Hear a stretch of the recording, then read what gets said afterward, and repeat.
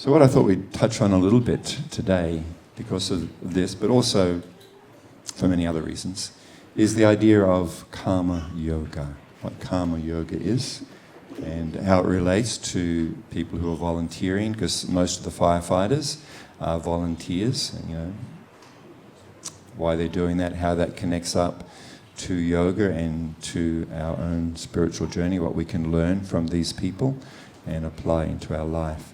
Usually, when people think of yoga and meditation, sometimes people have the idea that it is what used to be called navel gazing. Has anyone heard that term? Navel gazing, very inward looking, where a person is simply, going within, and that is the whole of the spiritual journey. So we're kind of, stepping away from the external world, and our spiritual journey is just this inner journey, these experiences which I may have. So sometimes people talk about this as being navel gazing, right? So you're looking inward. But what I'd like to speak a little bit about tonight is how there is much, much more to what yoga actually is. Authentic yoga is much more than just doing yoga asanas or having some kind of quiet mind or going inward. Actually, there's much more to it than that. So I thought I'd read some very nice things first, and then we can kind of explore a little bit. So this is some very nice instructions from Sri Chaitanya Mahaprabhu. Some of you who have been coming for a while would have heard about Chaitanya Mahaprabhu. We celebrate his appearance in March, I think it is, this year. He is a very special transcendental personality.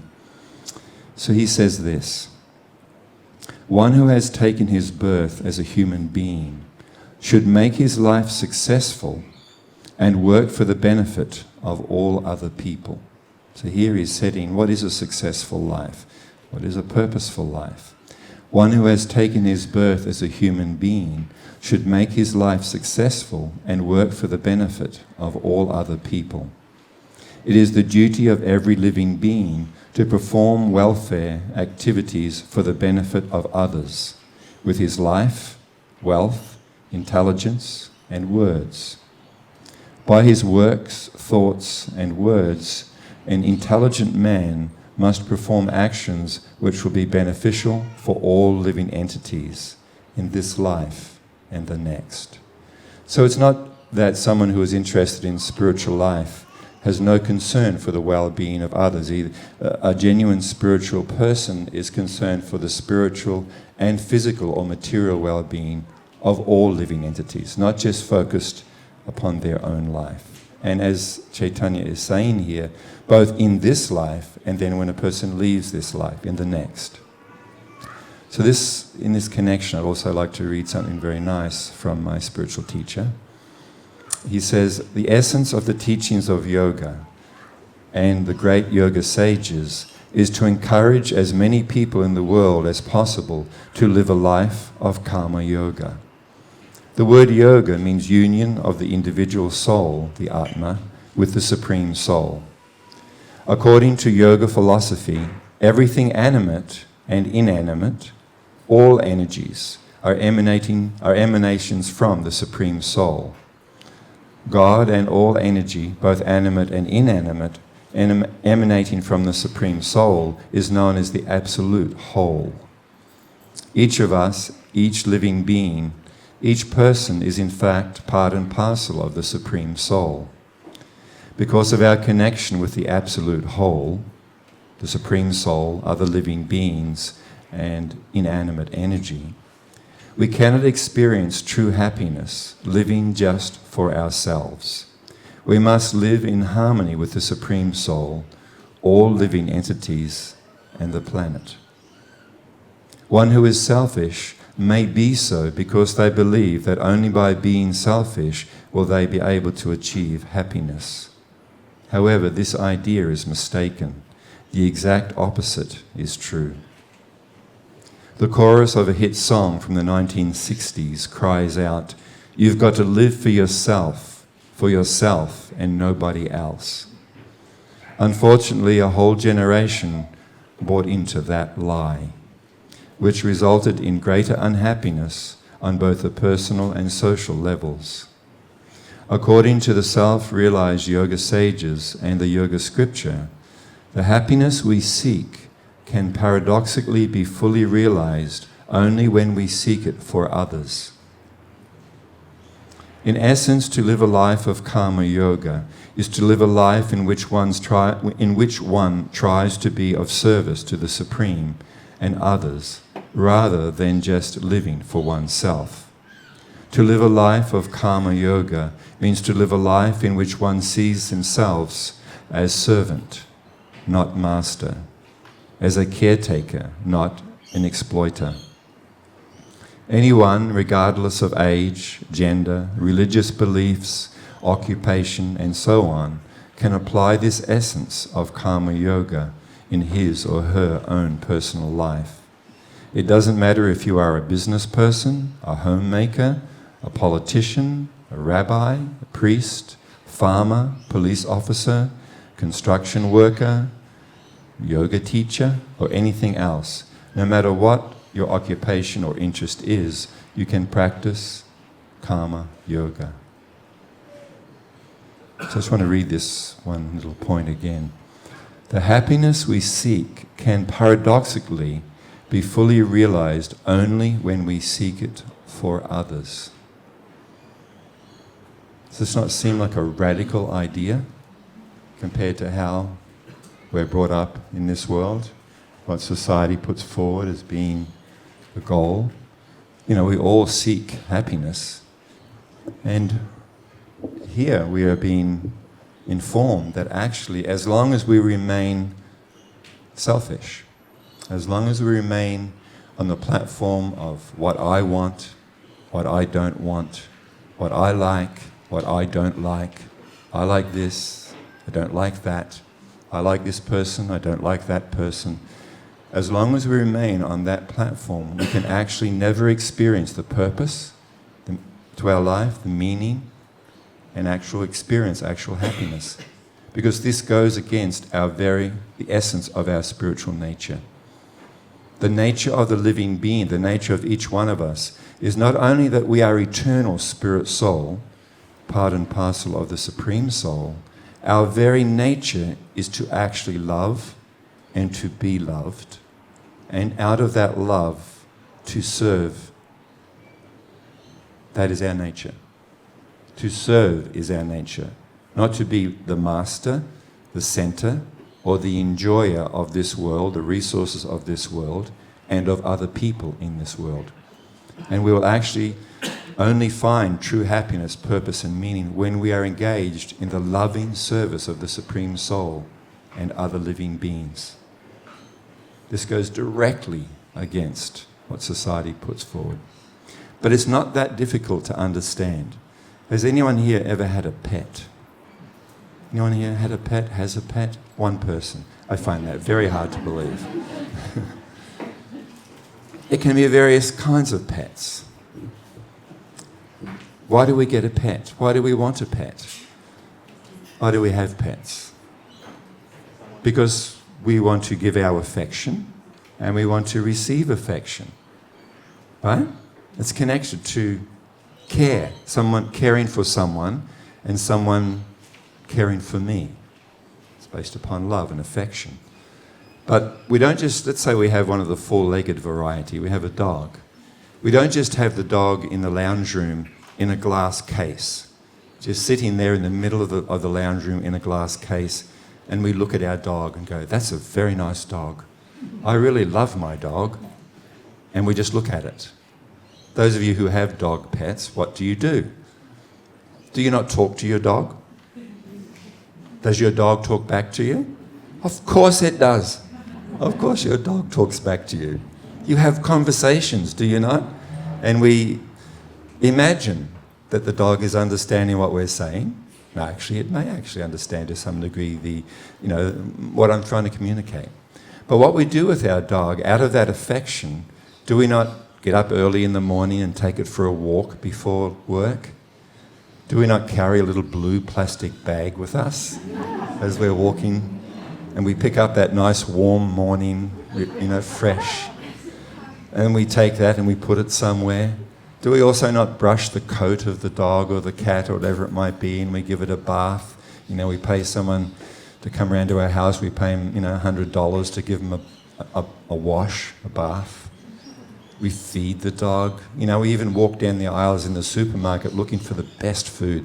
You notice they even have gourmet food for your dog? I just think crappy old scraps. Oh, this one's got organic, whatever it is, vegan, vegan pet food and all kinds of things now. Why do we do it? Why does a person do that? Because there's a relationship. It's a relationship of affection, of care, of experiencing that person's care for me, isn't it? If you ever, you have, we'll use the, cats are a little different, but, dogs are more outgoing like this. They'll, if you've been away for a while or you come home in the evening after being away all day, they come bounding to you and jumping up on you and licking and all kind of stuff. So they're happy to see you and you're happy to see them. Now let's also transfer this to, of course I just think that's a little harder to do with goldfish. It's kind of hard to express that affection in things like goldfish, but there's probably something there. So let's kind of now shift this to something maybe every one of us has experienced. We are all looking to love and to be loved. No exception. There is no exception to this rule. Doesn't matter what a religion someone is. It doesn't matter where they've come from, what their nationality is, what their status in life is. Nothing. Everybody, everywhere is looking to love and to be loved. But again, let's say there's a person who I love. I don't just put them in a glass case, in the lounge room and kind of just sit there and look at them and go, I really love you. Right? And that's all you do. You just love them by looking at them. No, you want to do things for them. You want them to be happy. And you want to do things which are pleasing to them, which makes them happy, satisfied in life. So again, we don't think of it as being serving, because this word serving or servant has become something as a derogatory term. You're a servant. No, we want to be a CEO. We want to be on top. We don't want to be on the bottom. A servant. But actually to serve out of love is the nature of the soul. So if we try to live a life which is not in harmony with this reality, we will always experience some emptiness or a lot of emptiness, purposelessness, no meaning to my life. Even though I may have everything I need, materially or physically, I will still feel this emptiness inside. This is natural, because we are not acting upon our true nature. There's even, I may upset some people here. I don't mean to upset anyone. It's just to point out some idea that you may consider. Even this whole idea, which is quite common, where a person begins to know the secret of life. The book, The Secret. And you know what the secret is? You demand from the universe what you want, and the universe must deliver what you want. Has anyone heard this idea? This is so far away from actual spiritual life, it is not a joke. That has nothing to do with spiritual life. Please don't hit me. I'm speaking the truth here. It has zero to do with actual spiritual life. Is that a little bit hard to swallow, or are you okay with that? Why? Because it goes against my very nature, the essence of who I am. As long as I live a life where I am the center of my existence, and everything and everyone revolves around me for my enjoyment, including the whole universe and everything it has to offer, no. A person cannot be happy, actually. Even if, putting aside whether it's real or not real, let's say it is real, and let's say, yes, I've been successful in achieving this. Even if a person is successful, in this endeavor, it is not actually the goal of spiritual life, and it will not actually bring satisfaction, meaning, purpose, happiness into that person's life. Because things and stuff cannot make us happy. Because we are not stuff. We are eternal spiritual beings. And you may have picked up on one of the words or phrases I used when I was reading that. The absolute whole. The absolute whole. We are part of the absolute whole. The absolute whole means everything. It means the Supreme Soul, or God. All living entities, not just human beings, but all living beings are part of the absolute whole. Everything animate and inanimate, everything is part of the absolute whole, or God, if we want to use that word. So we are part of that absolute whole. And in the same way, let's say in a family, let's say you have a mother and a father, you have a number of brothers and sisters. In the same way that when a person helps their brother or sister, it brings joy to their heart when their brother and sister, when they do something which makes them happy. And this also brings joy to the parent when they see that their child is no longer selfish. As they are growing and maturing and are less selfish and more selfless and caring about others, a parent sighs, has a sigh of relief that they're no longer just selfish little shits. So spiritually, the same thing is there. As long as we are concerned only for ourselves, then we can actually never be happy.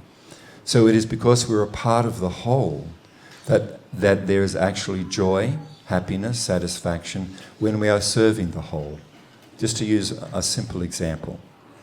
I've used this many times, but maybe not for a long time, so maybe some of you haven't heard it. So this body, my body, your body, can be considered as a whole unit. But within that whole unit, there are various parts to the unit. There are hands, eyes, feet, stomach, liver, kidneys, all different parts make up the whole of the body.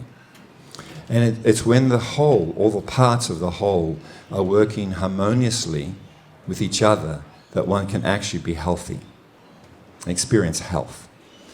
But let's say one of the hands becomes selfish and decides that it wants to enjoy separately on its own. It wants to do its own thing. So on every morning, the person uses their body, they go to the kitchen and they make a banana and mango smoothie. So all the parts are kind of cooperating. But there's one particular day the hand goes, no, I refuse to give the smoothie to the mouth. Why should I do that? What's the mouth going to do with it? Only give it to the stomach, so I'm not going to get anything out of it. So they make the smoothie, and then the hand keeps the smoothie and puts its hand into the glass and starts enjoying the smoothie. Squeezing the smoothie, diving in and diving out of the smoothie, really, letting the smoothie drip all over it and just taking the smoothie in. Is the hand actually enjoying the smoothie? Is it getting the strength and the nourishment that it actually needs? Well, of course, the answer is no, it's just getting sticky. So what does the hand have to do? The hand has to take the smoothie, pick the glass up, bring it up to the lips. The mouth then takes it in, swallows it, and then it goes down to the stomach. And then the absolute whole of the body is then nourished by this act of cooperation. So similarly, we are all part of the whole. If we live a life like that hand, where I'm simply concerned about myself, even so-called spiritually, I'm concerned just about myself, without being concerned for others, then I'm like that hand.